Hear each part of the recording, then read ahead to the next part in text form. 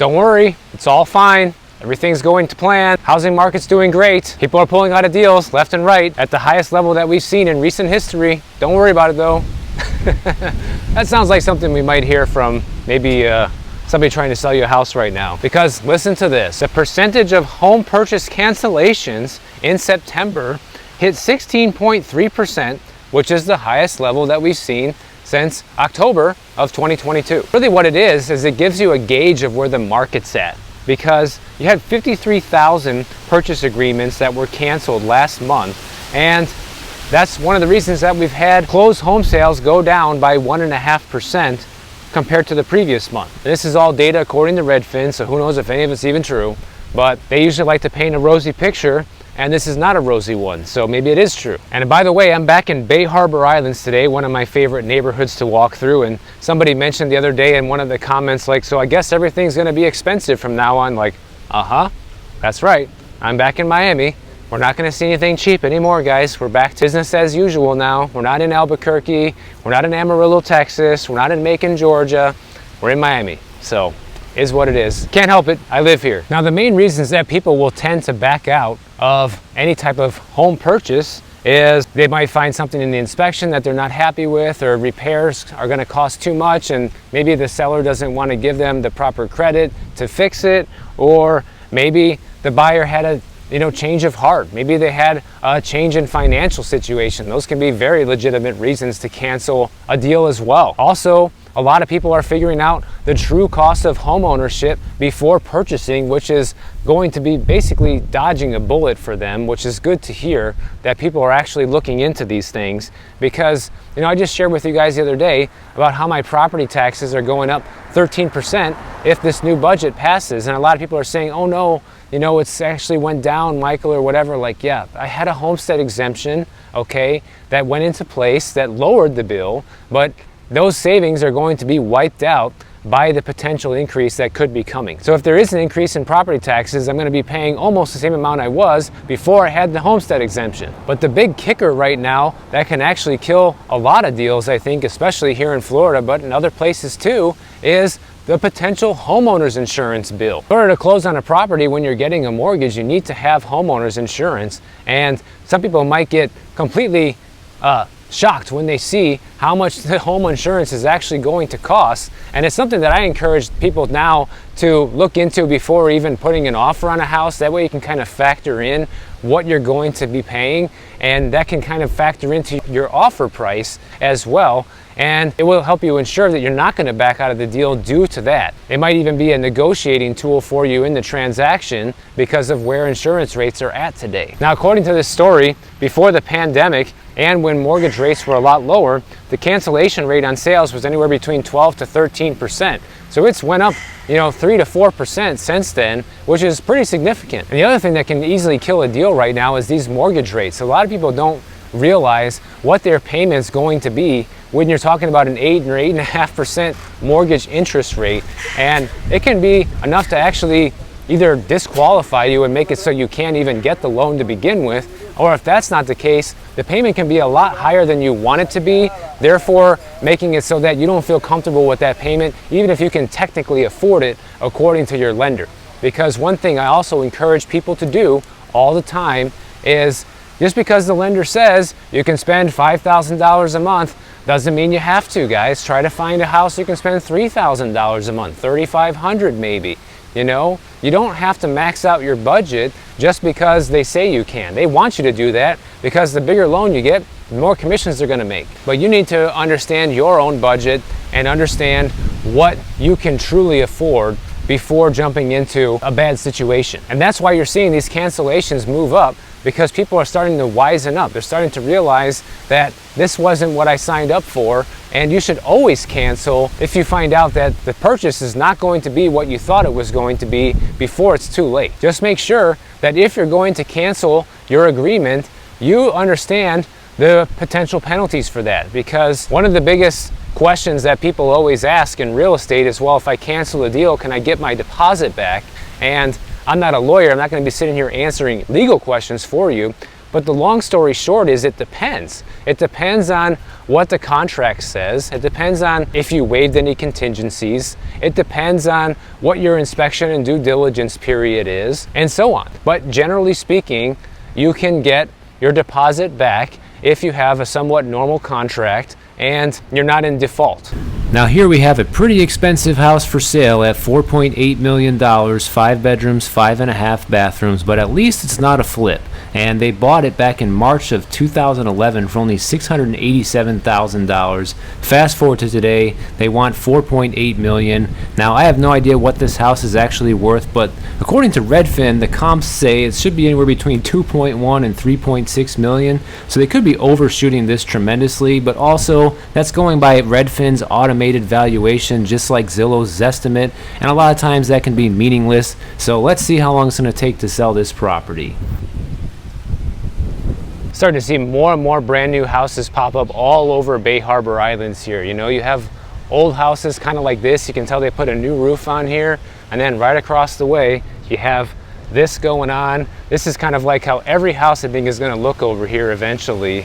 They're just tearing down these old houses and building mega mansions over here. It's kind of wild, guys. This is what's happening throughout a lot of these neighborhoods here in Miami that I've been noticing over the past couple years shooting these videos outside. I don't blame people for wanting to tear down these old houses, because I even complained about this in previous videos, like who wants to inherit this old house and, you know, all these old problems that people have. The only downside is when they build these mega mansions, you know, the property value shoots through the roof, and now the house supposedly costs triple what the old house did, and it's basically unaffordable for everybody. It's already unaffordable, but now it pushes out a whole new segment of who could potentially afford it. I mean, this is what houses look like here before those mega mansions. But in general, I think it's good for home buyers to be extra cautious right now, because you got to make sure you're getting a good deal, guys. You got to make sure you can afford the insurance. You got to understand how much your property taxes are going to go up the following year. You got to make sure that payment is going to be comfortable for you. And you also have to understand the condition of the home and any potential repairs you could be walking into. And if you're unsure about any of these things, you need to look into maybe moving on and finding a better deal. But it's not just the uprising of contract cancellations that we're seeing on the residential side of things, but we're also seeing an uptick in delinquencies on the commercial side of things with real estate. And this is something that just continues to get worse, guys, and it's probably going to continue to get worse as interest rates remain higher for longer, because that is what's driving these delinquencies. You have a ton of these office buildings that secured low interest rates when the interest rates were low and have to refinance every few years. Well, now that interest rates are going back up and many of them are facing refinancing with today's rates, it's unaffordable. They can't make sense of the deal and are starting to default on their payments, and some of them have already gone into foreclosure and have also handed the keys back to the bank and said, we don't want the place anymore. And this has been a growing problem for the past year, because according to the Mortgage Bankers Association, the delinquency rate for loans backed by commercial properties has now increased for 4 consecutive quarters, meaning every quarter for the past year, these delinquencies have been continually going up. But it's not just the interest rates. You have the problem of, what is this property actually worth? You know, not even a lender right now can probably nail that down, due to the fact that there are rising delinquencies and the fact that there's too many vacancies across the board right now that can easily affect the material value of these properties. They put together this chart of the delinquencies going back to April 2020 through September of 2023, and as you can see, there was a big spike across all sectors during the pandemic of delinquencies, and then it started to come down as the stimulus programs got rolled out and things started to open back up again. But now you can see that the total number of delinquencies all the way on the far right here is starting to tick back up. And they're saying that a lot of this is due to office properties that are driving these delinquencies to go up. That's the #1 sector that's getting hit the hardest right now. You can see them all the way on the left-hand side. You can also see it starting to tick back up ever so slightly in retail, in the health category, and even in the other category. So there are other sectors that are contributing to these delinquencies going up. And it's just good to stay fresh on all these things and all these statistics to just kind of gauge where things are at. And where we're not at, for sure, is we're not in any sort of recovery yet, like so many economists and people at Redfin and Zillow like to say, that everything is bottomed out and it's all going to be to the moon from here. Well, hearing things like this just proves that that stuff's not true. Another big telltale sign of how much the housing market's hurting right now, and the industry in general, is here's something that one of my viewers, Kevin, sent me about how loan officers are quitting in droves. In the first quarter of 2021, there was about 181,000 loan officers nationwide, okay? Fast forward to the second quarter of 2023, we're down to just 89,000. So the lending industry has literally lost about 100,000 loan officers over the past couple of years, which is just astonishing, guys. And why is that? Why is that happening? Well, the main reason is because they're not making the money that they were making before. And if people are not smart with their cash or live too far above their means, they cannot survive on half of their income anymore. But if they were smarter with their cash and had a more modest lifestyle and could take a 50% pay cut, a lot of these people might be still in business, but they're not. And we see the same thing that always happens with realtors as well. Since the first quarter of 2019, the average loan officer did about 16 loans per quarter at $4.8 million in origination volume. Fast forward to today, in the second quarter of 2023, the average loan officers only generated 9 loans worth $2.9 million. So it's a huge drop. Essentially, it's a 50% pay cut for people in the lending business right now. At this pace, you're seeing about 20,000 loan officers quitting per quarter since Q2 of 2022. And how many more people are just hanging on by a thread right now, are not ready to be out of the business any day now? Because they're talking about even how the top producers in the lending industry are still down 50% year over year right now. And even though things can go well for them when the market eventually rebounds, like the same thing for real estate agents and everybody else in the real estate business, you got to be able to survive in the meantime. And unfortunately, that's not a skill a lot of people have if they're not careful with their cash. We talk about layoffs, we talk about how many people are losing their job right now, but this is on a whole nother level, guys. You have people that are literally quitting because they're not making the money that they need to be making, or looking for greener pastures elsewhere. And that is yet another sign of the times of what's happening in this housing market. Because you wouldn't see all these people dropping out of the lending business if things were going so well right now. But yet, that's why we're seeing all these stories that I share with you guys almost on a weekly basis of all these different programs they're coming out with, trying to get people to buy a home right now. Because if you don't, you're going to see more people go out of business or have to quit their job. And of course, they don't want that. And you can't blame them. Nobody wants to be in that position. But I just make these videos to make sure you are careful and you know what you're doing, and you're not going to get yourself into a bad situation. At the end of the day, it's your life, it's your money. You should never be pressured into buying a home from your lender or your real estate agent. You should be buying the home because you want to, because you love it, because you can afford it. Now here we have another one for sale that's actually pending, so someone's really buying it, and it was listed at almost $3 million. They listed the home for sale back in May of 2023, and it's been pending since July, so that's a long time to have a listing pending. Maybe this is one of those deals that people are canceling. Who knows what's going to happen here, but it's $3 million for a full renovation property. Doesn't seem like that good of a deal to me. Now today I wanted to share just some of the random things that you guys have been sending me over the past few days. Here's something to take a look at. Donovan, who's a realtor out in the Phoenix, Arizona area, he sent me this listing, and check out the price shenanigans that are going on here, okay? They bought this home right before the last housing crash back in 2006 for $260,000. They listed it for sale in September of this year for $384,000, and then they lowered the price to $379,000, and then a couple weeks later they cut the price down to $280,000. Look at that, guys. The price now is only $20,000 above what they bought it for during the last housing crash. What do you think that's all about? Why would they be cutting the price so drastically right now if everything is fine with real estate and home prices are through the roof? Well, clearly something's going on with this property that doesn't meet eye to eye and is very suspicious. I don't know exactly what's going on with this property, but my guess would be that these people urgently need to sell this place for some sort of financial emergency, whatever that might be. And that would be the only reason they would cut the price this drastically. And since this just happened, I'm sure they're probably going to end up selling it soon, considering the price is close to what it was almost 20 years ago. Steve sent me another story talking about how Alliance Trade says that oil could soon hit $140 a barrel with all this turmoil happening with these wars right now. If this happens, guys, it's going to send the world into a worldwide recession, okay?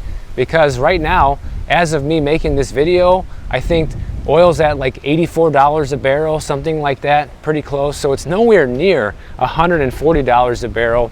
And you can already see how much prices for gas have been shooting up. In fact, when I got to California in July, I was paying about $4.89 a gallon over there. And fast forward to the time when I left, I was paying about $5.79 a gallon. So these oil prices have a major impact on what you and I pay for fuel and energy. And even if it ends up going up to 140, it probably won't stay there, but it could end up staying to close to $120 a barrel, which would be pretty much devastating for this economy with how fragile things are already. And if you think consumer spending is slowing down now, just wait until something like this happens. This is just a what if scenario. Nobody knows if this is going to happen, but because the tensions in the Middle East are ramping up, we could easily see this happen. And it's going to make commuting to work unaffordable. It's going to make everything that you and I buy far more expensive, because so much of the inflation is because of fuel costs going up, guys. When you have to get everything delivered and shipped places all over the world, that costs energy / fuel to make that happen. And the more expensive fuel is, then the more expensive these goods become, and that cost gets passed on to you, the consumer. You're getting hit with a double whammy. Not only are you paying more to fill up your gas tank, but you're also paying more every time you go to the grocery store or buy something online or whatever. And speaking of California, a lot of people were asking me what I think about this new law they're trying to pass over there, where they're gonna let people sell ADUs individually from a home. And people were asking, last time I mentioned this, what is an ADU? Well, imagine you have this house right here, guys, and you put like a little tiny house in the backyard. That would be an ADU, and it stands for accessory dwelling unit. So California, what they want to do is they want to make it so you can actually buy an ADU separately from the house. So if somebody puts an ADU in the backyard of this house, you can buy that ADU and own that ADU individually from this house. I don't know that much more about it other than that, but one thing I can definitely tell you, my first impression of this is that this is them trying to put a Band-Aid on a gushing wound. Because one of the reasons that homes are so expensive in California, supply is very tight in a lot of areas. It's definitely tighter than here in Miami and a lot of the other neighborhoods and places I visited along my road trip home. I don't know who's going to seriously consider this as a realistic option on both sides. You know, if you are somebody that has a nice and private house like this, I would imagine you want your privacy and you don't want somebody living in your backyard and actually has a say-so and a stake of ownership in that as well. And vice versa, I don't know why anybody would want to live in someone else's backyard and own a piece of that and not have the full freedom that they would get from owning an entire home. You know, I would rather live in one of those mobile homes that I showed you guys along my trip than live in something like that. And on top of that, you have to form some sort of HOA in order to even make this a possibility. So it's kind of complicated, and I think it's really stupid, to be honest. People like to praise Proposition 13 in California as like the best thing since sliced bread over there, but really all it's doing is it's keeping property taxes low for people who bought 20 or 30 years ago, and it doesn't really do much to help anybody who buys today. I guarantee you, if California got rid of Proposition 13 tomorrow, you would see the biggest inventory surge of homes for sale in California that you've never seen before, because it would immediately price so many people out of their home. And I'm not saying that that's what they should do, but you can see what they're trying to do with this ADU situation is they're trying to make it so that there's more available housing, there's more affordable housing, right? That's what they want. That's the kind of the end goal out of this. But they're not going to look at things like getting rid of Prop 13, which could essentially solve that problem overnight, because you would see a flood of inventory hitting the real estate market there from people that can no longer afford the house. And you say, oh, that's not fair, Michael. Well, what is fair? Is it fair for people to pay top dollar for the homes today that are in worse condition than they were 20 or 30 years ago and have to pay a high interest rate, a high property tax bill to go along with that, and then, oh, lucky you, now you only have a $13,000 a year property tax bill on your new California house. But don't worry, Proposition 13 says it can only go up 1% a year. Whoopity-doo, guys. So I'm not exactly advocating that California get rid of Proposition 13, but it definitely helps tremendously people who bought, 20 or 30 years ago, even probably 10 years ago, far more than it's going to help anybody buying in today's environment. And I get it, guys, like California has more taxes and higher taxes than any other state, and this is like the one thing that people that live in California like about it. At least I don't have to worry about my property tax bill skyrocketing every single year, which is great considering you pay all these other taxes. But this also leads to a situation where the housing market there is completely skewed, and it helps keep inventory artificially low because people want to hang on to that low property tax bill, just like people today want to hang on to the low interest rates they received a couple years ago. It disincentivizes people from listing their homes for sale. So at the end of the day, I think the whole ADU story is very stupid. I don't think it's like really a smart solution to their affordable housing problem at all, because all the houses are there, guys. You saw how many houses are out there. There's no shortage of homes in California. They're just not listed for sale because too many owners have a favorable position in them and don't want to give that up. And I don't blame them for not wanting to give it up, but at the same time, it causes the situation that they have right now. So instead, you can live in someone else's backyard and pay for that and think you own something. So there's my thoughts on that. And if you guys enjoyed this video, make sure you subscribe to the channel. And if you don't want to wait for my next video to come out, check out this one on the screen right over here, and I'll see you in the next one.